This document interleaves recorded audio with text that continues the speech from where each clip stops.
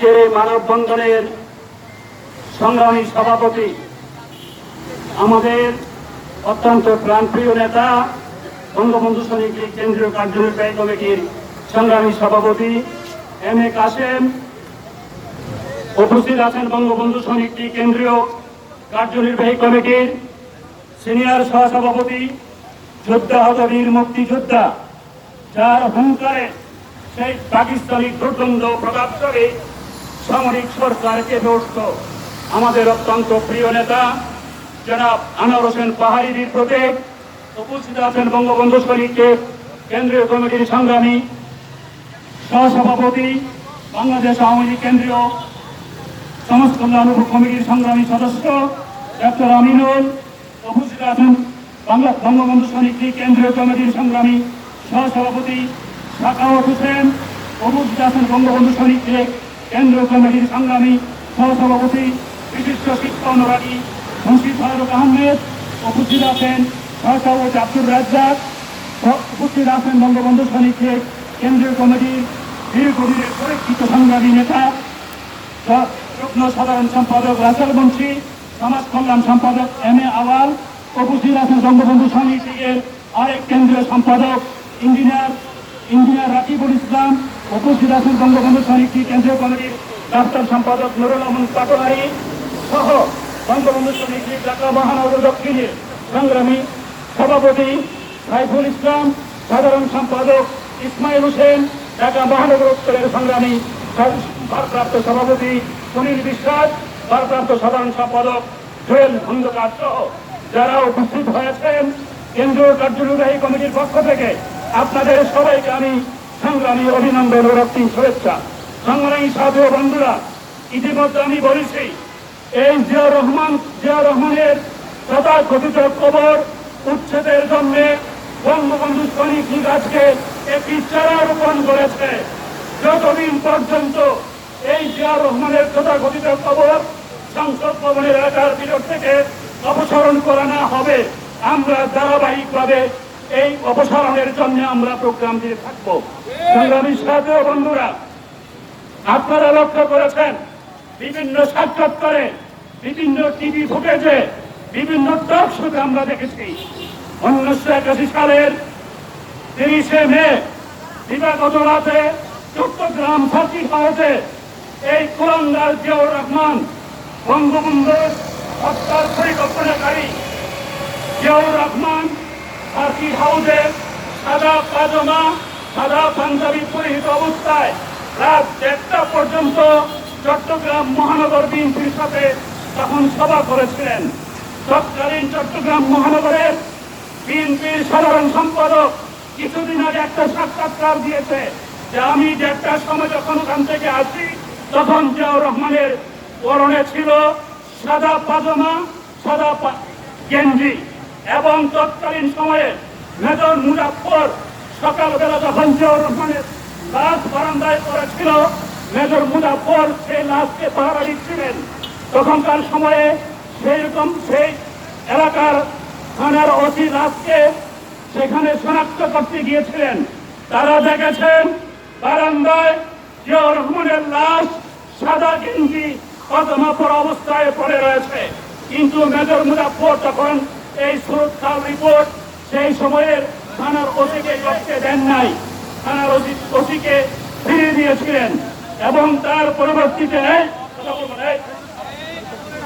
পরবর্তীতে মেজর খালেদের নেতৃত্বে 3 জন সামরিক কর্মকর্তার লাশ একটি গাড়িতে এবং জিয়াউর রহমানের একটি লাশ একটি গাড়িতে করে রাঙ্গুনিয়ার দিকে পাঠিয়ে দেওয়া হয়। রাঙ্গুনিয়া যাওয়ার পথে মেজর মুজাফফর থেকে ঊর্ধ্বতন কর্তৃপক্ষের মাধ্যমে মেজর খালেদের কাছে আরেকটি ফোন যায়।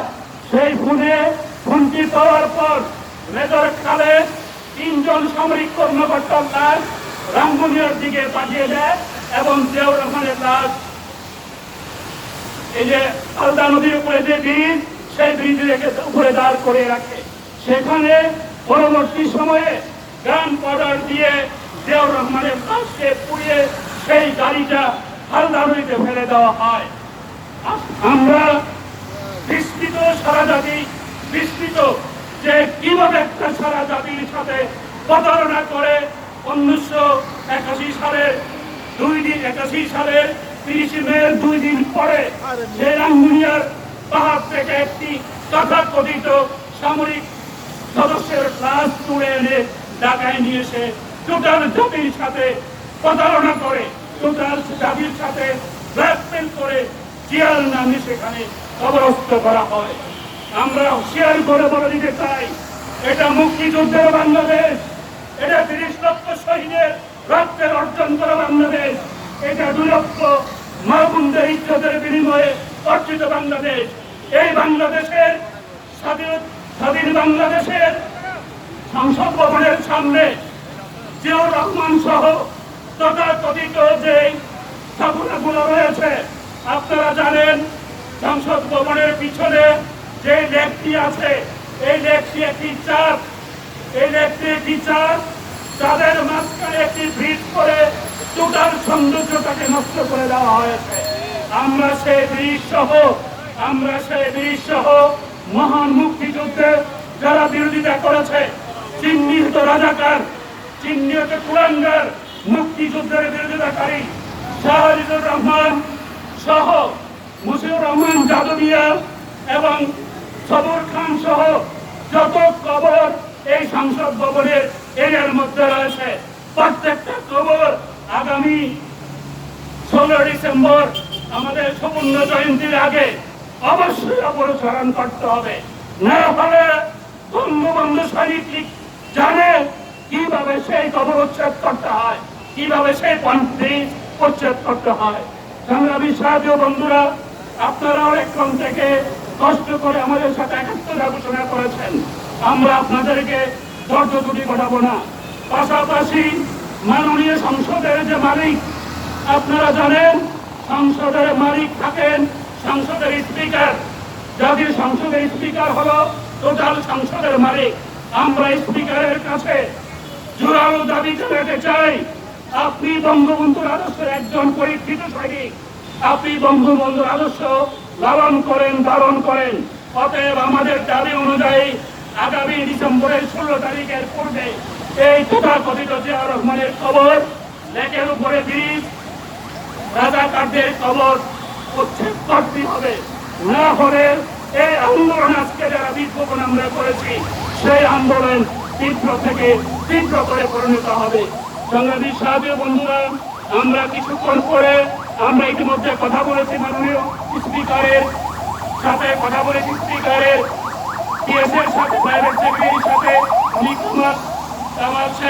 উনি বলেছে যে উনি আজকে বন্ধ থাকার কারণে উনি অফিসে আসেন নাই, উনি একজন লোক এখানে রেখেছেন, আমরা স্মারকলিপিটা তার কাছে পৌঁছে দিব বঙ্গবন্ধু শহীদের পক্ষ থেকে। সংগ্রামী সাথী ও বন্ধুরা, আমাদের দাবি অত্যন্ত স্পষ্ট, অত্যন্ত ক্লিয়ার। কোনোভাবে তথাকথিত জিয়াউর রহমানের কবর আমরা এখানে থাকতে দিব না। একটা কথা বলতে চাই, মানুষের নান্নত হয়, নান্নতের জিনজির যতদিন পর্যন্ত আল্লাহ তাআলা তার কবর থেকে দূর না করবে, ততদিন পর্যন্ত সেই জিনজির শেষ হয় না। আমাদের শ্রদ্ধাভাজন নেতা মুন্সি ফারুক আহমেদ, উনি একটি গল্প বলেছিলেন, একদম সত্য একটা ঘটনা বলেছিলেন। 88 দিকে বঙ্গবন্ধুকে ৭৫ হত্যার পর একজন বীর মুক্তিযোদ্ধা আনোয়ার হোসেন সাহেব দুঃখে কষ্টে বাংলাদেশ থেকে চলে গিয়েছিলেন কানাডাতে। যখন জিয়াউর রহমান 81-তে নিহত হলো, তখন তার পরবর্তী সময়ে উনি বাংলাদেশে আসার চেষ্টা করলেন এবং 88 সালে উনি বাংলাদেশে আসলেন।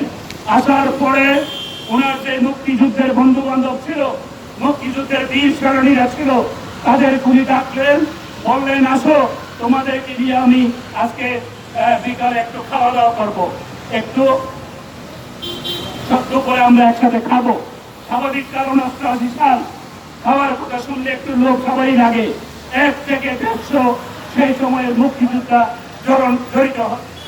জড়িত হয়েছিল। তারা তখন সেখান থেকে এই চন্দ্রিমা উদ্যানে গেলেন, গিয়ে গোল ধরে বসলেন। বসে উনি ঘোষণা করলেন যে খাওয়া আমাদের হবে একটু পরে, চলো যাই একটা কবর জিয়ারত করে আসি, একটা তথাকথিত কবর জিয়ারত করে আসি। এই 100-150 লোক দিয়ে উনি জিয়া রহমানের তথাকথিত কবরের ভিতরে গেলেন এবং সবাইকে বললেন, যদি তোমরা আমাকে নেতা মানো, তোমরা যদি মুক্তিযোদ্ধা হয়ে থাকো, তাহলে এই কবরে তোমাদের সবাইকে দাঁড়িয়ে প্রস্তাব করতে হবে। চিন্তা করা যায় কতটুকু নান্নত তারা তখন সেই কবরে প্রস্তাব করেছিল। কতটুকু ধিক্কার থাকলে, কতটুকু অনাস্থা থাকলে, কতটুকু মনের ব্যথা থাকলে সেই কবরে দাঁড়িয়ে প্রস্তাব করেছে। আপনারা জানেন আজকে সেই কবরের ভিতরে কিরকম হচ্ছে। যত ধরনের নাফরমানি কাজ আছে, যত ধরনের ভাসমান পতিতে আছে, কন্ট্যাক্ট করে সেই কবরের ভিতরে নিয়ে যাওয়া হয়। আমরা সংসদ ভবনের ভিতরে এরকম অরাজকতা করতে দিব না। সংসদ ভবনকে একটি পবিত্র জায়গা, সেই সংসদ ভবনের পবিত্র জায়গায় আমরা অভিভূত করতে দিব না। আমরা হুঁশিয়ার করে বিএনপি জামাতের নেতা কর্মীদের উদ্দেশ্যে বলতে চাই, যদি জিয়া রহমানের খবরকে কেন্দ্র করে কোন রকমের অরাজকতা সৃষ্টি করা হয়, বঙ্গবন্ধু শরীফ ঠিক তার বাংলা জবাব দিবে। সংগ্রামী সাথীয় বন্ধুরা, আমি আমার বক্তব্য দীর্ঘায়িত করব না। যেসব নেতা কর্মীরা আমাদের সাথে সম্পৃক্ত হয়েছেন, এই খবরকে উচ্ছেদ করার আগ পর্যন্ত আমরা আমাদের আন্দোলন চালিয়ে যাব। জয় বাংলা, জয় বঙ্গবন্ধু, বাংলাদেশ চিরজীবী হোক। জয় বাংলা, জয় বঙ্গবন্ধু। সংগ্রামী সাথীয় বন্ধুরা, আমি আরেকজনের নাম আপনাদের মাঝে উপস্থাপন করতে বলে গিয়েছিলাম। আমাদের মাঝে উপস্থিত হয়েছেন আমাদের সভাপতি মন্ডলীর সদস্য, আমাদের শ্রদ্ধাভাজন দাবি শাহিনা রুজি আমাদের মাঝে উপস্থিত হয়েছেন। তাকে আপনাদের মাঝে পরিচয় করে দিলাম। সংগ্রামী সাথীয় বন্ধুরা, এখন আপনাদের সামনে বক্তব্য রাখবে বঙ্গবন্ধু শরীফ কেন্দ্রীয় কার্যনির্বাহী কমিটির সংগ্রামী সভাপতি। সমাপনী বক্তব্য রাখবেন আমাদের সংগঠনের সংগ্রামী সভাপতি এম.এ. কাসেম সাহেব। তার আগে একটি ঘোষণা দিতে চাই, আমাদের বঙ্গবন্ধু শরীফ কেন্দ্রীয় কার্যনির্বাহী কমিটির সংগ্রামী কার্যকরী সভাপতি, বীর মুক্তিযোদ্ধা, বঙ্গবন্ধু শরীফ লীগের প্রতিষ্ঠাতা সাধারণ সম্পাদক, যার মাথা থেকে এই বঙ্গবন্ধু শরীফ লীগ তৈরি হয়েছিল, সেই প্রিয় নেতা জনাব মুজিবুর রহমান মাতাব্বর অসুস্থতার কারণে আজকে এখানে উপস্থিত হতে পারে নাই। উনি আমাদের সাথে একাত্মতা ঘোষণা করে ওনার জন্য দোয়া করার জন্য উনি আপনাদের কাছে দোয়া চেয়েছেন। এখন আপনাদের সামনে বক্তব্য রাখবে বঙ্গবন্ধু শরীফ কেন্দ্র কার্যনির্বাহী কমিটির সংগ্রামী সভাপতি এম.এ. কাসেম। কাসেম ভাইকে তার সংক্ষিপ্ত বক্তব্য রাখার জন্য অনুরোধ করছি।